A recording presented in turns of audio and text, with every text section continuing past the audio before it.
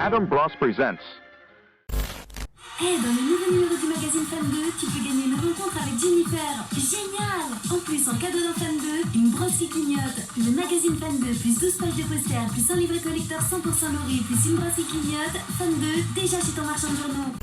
Hi, Julie Star Readers, we're Little Mix, and we just wanted to say a massive thank you for all your support, and we love you. Mwah! Bye!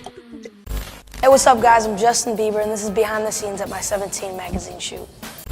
À l'époque où Disney Channel était la chaîne préférée des enfants, où One Direction, Twilight et Justin Bieber étaient au firmament de leur popularité, le média ultime pour suivre l'actualité n'était ni Twitter ni les blogs de fans, mais bien des magazines. Ces magazines quasi people, à destination d'un public assez jeune, rencontraient un succès incroyable avant de disparaître sans crier gare. Aujourd'hui, je vous propose de tout comprendre derrière ce business jadis juteux, les raisons de sa réussite, mais aussi sa face plus sombre qui a mené à sa disparition. Pour ça, je dois très rapidement revenir sur l'avènement de la presse people de manière générale. Ce proto-journalisme qui se concentre sur les faits de vie des célébrités ne date pas des années 2000. Dès la fin du 19e siècle, en France, le journal Gil Blas se faisait l'écho des affaires et histoires des aristocrates et grands bourgeois. La rumeur et le drama se retrouvent très vite imprimés et vendus. Au début du 20e siècle, ce phénomène prend un nouveau tournant avec l'avènement des célébrités. Aux États-Unis, de nombreux magazines se spécialisent dans la photographie plus ou moins suggestive de célébrités, accompagnés des derniers ragots sur la vie sentimentale et amoureuse de ces dernières. Le public en raffole et l'effervescence des débuts d'Hollywood contribuent grandement à ce phénomène. En France, il faudra attendre la fin de la Première Guerre mondiale pour que des revues comme Ciné Miroir, Ciné Monde ou encore Paris Soir suivent cette tendance. On retrouve toujours les mêmes codes, avec en une les photos de la star et en son sein le quotidien de ces célébrités et en particulier leurs relations. Et la plupart des historiens s'accordent à dire que déjà à l'époque, ce n'est pas le journalisme d'investigation qui domine les rédactions de ce type de magazine. Ces derniers étaient en effet complètement dépendants des studios qui, à l'époque je le rappelle, avaient des contrats directement avec les acteurs et les actrices sur plusieurs films. Les majors contrôlaient alors l'accès à leurs célébrités, distribuaient eux-mêmes les visuels, mais également les histoires à publier et les différents éléments de langage. Pour ce qui est des magazines people ciblant principalement les adolescents, cela arrive dans un second temps. D'abord, ce sont les magazines destinés aux jeunes qui naissent sans forcément l'aspect célébrité. Aux États-Unis, c'est au début des années 40 que Seventeen voit le jour en ciblant dès son origine les jeunes filles. Dans ces derniers, on trouve à peu près le même contenu autour de la beauté, du développement personnel, des questions d'intimité qu'aujourd'hui. La dimension star et artiste arrive bien plus tard, à la fin du siècle. Et alors, très vite, le secteur connaît une croissance exceptionnelle. En 1996, c'est même la catégorie qui enregistre la plus forte progression de toute la presse en France. Cela s'explique évidemment par la montée en puissance des boys bands, dont le public est majoritairement composé de jeunes femmes qui entretiennent une relation très proche avec eux. Toujours en recherche d'informations à ce sujet, les magazines vont venir offrir cela. Dans le même temps, on voit aussi de plus en plus de célébrités très jeunes émerger et se maintenir dans le star system. Si, à l'image de Judy Garland, cela a toujours existé, il est indéniable que cette dynamique s'est clairement accélérée au tournant des années 2000 avec les enfants stars de Disney, qui en reste probablement le meilleur exemple. Le marché de la presse jeunesse people continue de grossir en France et en Occident. Aux États-Unis, en 2006, une étude révèle que 78% des adolescents lisaient des magazines. Il faut se remettre dans le contexte d'une époque où la radio et la télévision restent les médias dominants le quotidien et sur lesquels les adolescents ont peu d'emprise quant au choix du visionnage. Le magazine offre une forme d'autonomie à l'adolescent qui va le chercher dans ses loisirs, comme l'explique très bien cet article à ce propos. Le médium offre un contenu personnalisé et ciblé aux jeunes, disponible presque nulle part ailleurs. D'ailleurs, n'hésitez pas à me dire si vous avez grandi en lisant ces magazines, pourquoi vous les lisiez et quel regard vous avez dessus aujourd'hui par rapport à l'époque. Personnellement, en bon nerd intello, j'étais plutôt team Journal de Mickey, puis Science et Vie, Phosphore ou L'écran fantastique, mais en grand professionnel, je me suis penché pendant plusieurs jours dans des archives envoyées par vos soins et des magazines que j'ai achetés. J'y ai trouvé des choses très intéressantes et révélatrices de toute une génération et d'autres plus problématiques. Bon, déjà, pour ce qui est du contenu en lui-même, des articles, etc., il faut reconnaître que cela reste assez pauvre. Dans le YouStar que j'ai acheté, on a des articles qui font à peine mieux qu'une page Wikipédia rédigée par ChatGPT et même les interviews se révèlent sans saveur ni information. Et pour cause, le modèle des magazines de célébrités qui travaillaient main dans la main avec les grands studios hollywoodiens a perduré dans la presse ado. Si la presse people s'est émancipée au point de devenir les ennemis jurés des majors, les articles articles des mags ados semblent parfois tout droit sortis d'Universal Music ou de Disney. Ce n'est pas pour rien que l'entreprise aux grandes oreilles avait même, il fut un temps, créé son propre journal dans le genre. Et pour cause,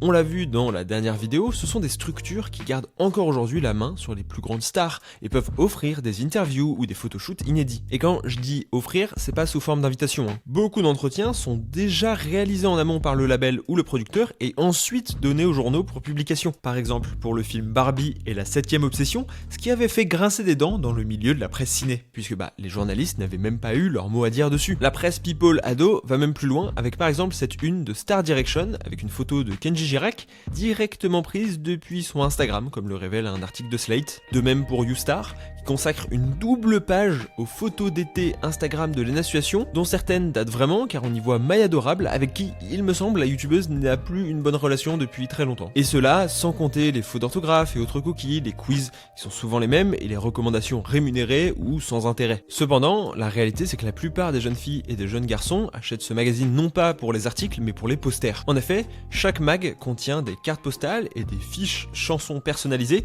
ce qui peut paraître inutile aujourd'hui mais qui avait son importance à l'ère pré-internet. Et surtout, ils contiennent tous beaucoup de posters mettant en scène ces fameuses célébrités adorées par les jeunes filles ou les films qui y sont liés. On passera rapidement sur la qualité discutable de certains d'entre eux pour essayer de comprendre quel rôle ces derniers avaient auprès de la jeunesse. Que ce soit en discutant avec vous ou simplement en jetant un coup d'œil à mon studio, il n'est pas difficile de remarquer l'omniprésence de ces affiches dans l'environnement des enfants, ados et jeunes adultes. Mais alors, pourquoi les posters sont si importants? L'excellent travail intitulé The Meaning of Objects in Teenage Bedroom Space se penche sur la question. Sian Lincoln s'appuie alors sur les travaux d'Henri Lefebvre, pour qui l'espace est un produit de la société et donc par essence politique qui mérite d'être compris. L'article souligne que les chambres des adolescents sont des espaces remplis de sens et que les jeunes expriment leur place dans la culture et même une partie de leur identité par les objets qui la composent. Le poster en est sûrement le meilleur exemple. Avoir un poster d'Harry Styles en haut de votre lit ou une affiche de Twilight en dit beaucoup sur qui vous êtes et envoie un message totalement différent de mes affiches Licorice Pizza ou Night Call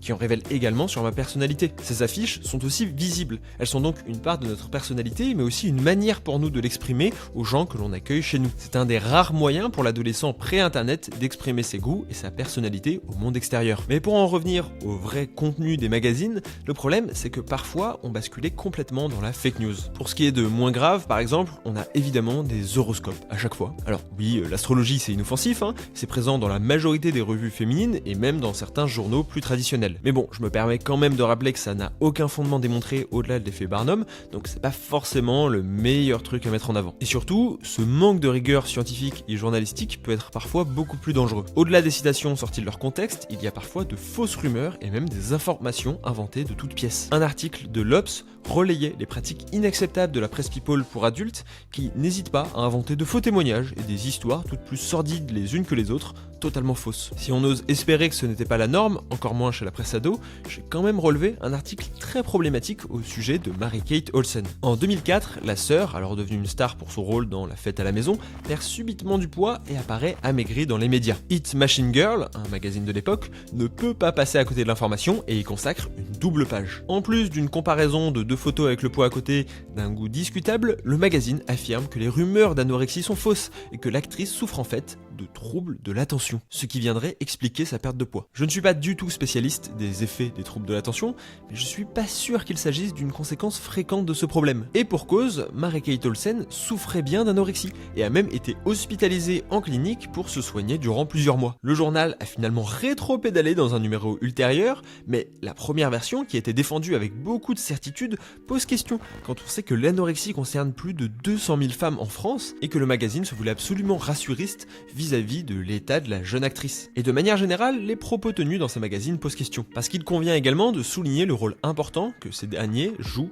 dans la socialisation, en particulier des jeunes filles. Pour le coup, on a beaucoup parlé de l'impact que peuvent avoir les médias sur la manière dont on perçoit la société et dont on se perçoit. J'ai alors trouvé une dizaine d'études qui ont été faites sur le sujet spécifique des magazines pour adolescentes, notamment aux États-Unis. Et si des désaccords subsistent sur la puissance de persuasion des médias sur notre inconscient, aujourd'hui, la majorité des chercheurs estiment qu'il s'agit d'un impact relatif objectif, arbitré par l'individu qui va être capable d'avoir du recul sur le contenu qu'il consomme, même si ce dernier l'influence malgré tout. Pour autant, il y a bien un élément sur lequel tous les chercheurs sont d'accord, et il s'agit de la place offerte aux hommes et à la sexualité dans les mags. Dans Is he boyfriend material? Kristen Ferminger affirme que les filles sont guidées à devenir des consommatrices d'hommes en les présentant constamment comme de potentiels petits amis. Comme en témoigne ce quiz dans un numéro de Starlight pour savoir s'il est plus qu'un simple ami, ou encore cette news qui annonce que Niall serait en couple par cette phrase « Les filles, il va falloir jouer des coudes ». Le deuxième numéro de Trinity Stars, un des magazines phares dans les années 2010 sur lequel on reviendra, ne se cachait même pas en annonçant dès la une être un numéro spécial beau gosse. L'article Dilemmas of Desire, Representations of Adolescent Sexuality into Teen Magazines va même plus loin en expliquant que les jeunes filles sont encouragées à se transformer en objet du désir masculin tout en ne cédant jamais à ce désir. En témoigne cet encart en dessous d'une photo de l'interprète de Jacob dans Twilight qui est décrit comme un jeune loup sexy possédant, je cite, un torse musclé à nous faire pâlir d'envie. Ici, le problème n'est pas de parler de sexualité, ce qui est tout à fait logique pour un magazine pour ados, jeunes adultes, mais bien la manière dont le sujet est amené avec une objectification de ce désir dans un cadre hétéronormatif qui va venir renforcer des stéréotypes au lieu d'ouvrir l'esprit des lectrices et faire de l'éducation sur le sujet. Et la description de la photo de Jacob est encore plus dérangeante quand on analyse un peu ce qui se cache derrière le nous qui pâlissait d'envie. Cet encart est donc extrait du magazine Trinity Stars dont je vous ai parlé un peu plus tôt et ce journal avait une particularité. En effet, lors de l'édito du premier numéro sorti en janvier 2009, on apprend qu'il s'agit d'un magazine tenu par une adolescente qui répond sous le pseudo de Trinity. Elle se présente expliquant que sa mère refuse qu'elle dévoile sa véritable identité et qu'elle espère réussir dans sa vie car sa génitrice ne gagne qu'un SMIC et qu'elle a envie de partager sa passion des stars. On a donc un parti pris intéressant avec une personnification du magazine par un profil en tout point similaire à sa cible. Aussi, on va retrouver du tutoiement dans les interviews de stars qui répondent à ces questions, qui donc la tutoient en répondant. Également, c'est elle qui va répondre au courrier des lecteurs et lectrices où elle se dit vouloir être comme une bonne amie. Chaque élément va essayer de créer une connivence et un sentiment de confiance. Trinity donne également des conseils amoureux dans une section dédiée, toujours dans l'objectif de renforcer cette relation parasociale. Et ça marche. Les plus jeunes lectrices n'y voient aucune incohérence et plongent dans ce récit qui leur est présenté par un média reconnu, à savoir un magazine vendu en kiosque, etc. Mais alors, qui est vraiment cette Trinity? Est-ce qu'une adolescente a véritablement été exploitée afin de produire tous les 2 mois un nouveau numéro de ce magazine où elle interviewe ses stars préférées et répond à ses milliers de lecteurs et lectrices? Vous vous en doutez, la réponse est évidemment non. Trinity est probablement en réalité Francis Dieka, à savoir le rédacteur en chef et la personne à l'origine du projet du magazine. En témoigne déjà le pseudo, Trinity, que la supposée adolescente assume elle-même comme une référence à Matrix.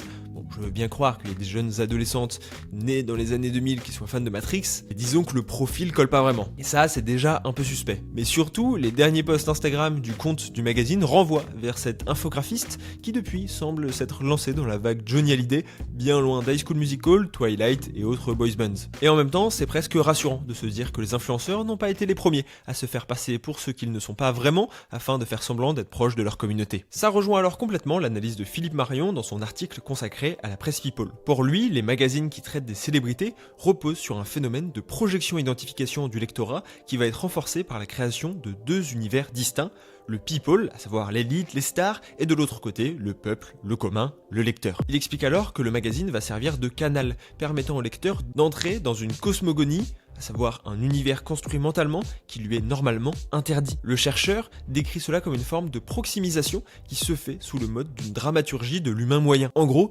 Trinity est l'adolescente moyenne. Elle va avoir accès à cet univers qui lui est normalement interdit des célébrités et va amener avec elle ses amis les lectrices. De nombreux éléments sémiotiques, donc des signes et des messages vont venir renforcer cela. Par exemple, cet article sur les sœurs Olsen qui commence par cette question rhétorique: y a-t-il une seule ado au monde qui ne rêve pas d'avoir la vie des jumelles Olsen?